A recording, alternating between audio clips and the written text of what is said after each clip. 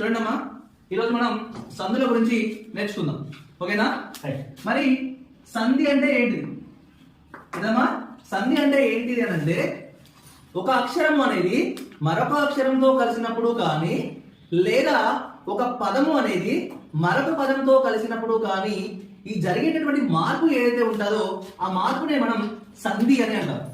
ఏమని చెప్పినా, ఒక అక్షరం అనేది మరొక అక్షరంతో కలిసినప్పుడు కానీ, లేదా ఒక పదము అనేది మరొక పదంతో కలిసినప్పుడు కానీ జరిగేటటువంటి మార్పు. చూడండి, ఇక్కడ ఆ అనేది ఆతో కలిసినప్పుడు వాటి దీర్ఘం వస్తుంది. ఆ ఇక్కడ ఇక్కడ చూడండి, రామాలయం. రామ అనే పదం ఆలయంతో కలిసినప్పుడు ఏమొస్తుందంటే రామాలయం. చూడండి, మార్పు వచ్చిందా రాలేదా? ఇక్కడ రెండింటిలో ఫస్ట్ హాఫ్ ఉన్నది, ఇక్కడ సెకండ్ హాఫ్ వచ్చింది. ఇక్కడ చూడండి, మా ఉన్నది, సెకండ్ హాఫ్ ఉన్నది. ఏమొచ్చింది? మా వచ్చింది ఇక్కడ. సో మార్పు అనేది జరిగింది. ఈ మార్పునే మనం ఏమంటామంటే సంధి అని అంటాం. అర్థమైందా? ఒక పదం అనేది మరొక పదంతో కలిసినప్పుడు జరిగేటటువంటి మార్పు ఏదైతే ఉంటుందో ఆ మార్పునే మనం సంధి అని అంటాం. ఓకేనా? ఇంకొకటి చూడండి, ఇక్కడ రామ ప్లస్ ఆలయము అన్నా. అవునా?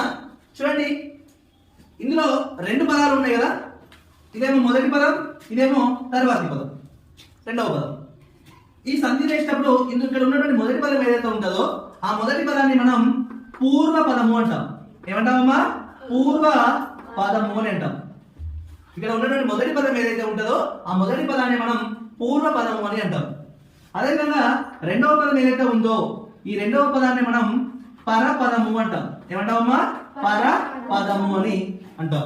మరి సంధి చేసేటప్పుడు మనం ఏం చేయాలి అంటే, ఈ పూర్వ పదంలో ఉన్నటువంటి చివరి అక్షరాన్ని అదేవిధంగా పరపదంలో ఉన్నటువంటి మొదటి అక్షరంతో సంధి చేయాల్సి ఉంటది. అర్థమైందా? సంధి చేసే పదంలో ఉన్నటువంటి చివరి అక్షరాన్ని పరపదంలో ఉన్నటువంటి మొదటి అక్షరంతో సంధి చేయాల్సి ఉంటది.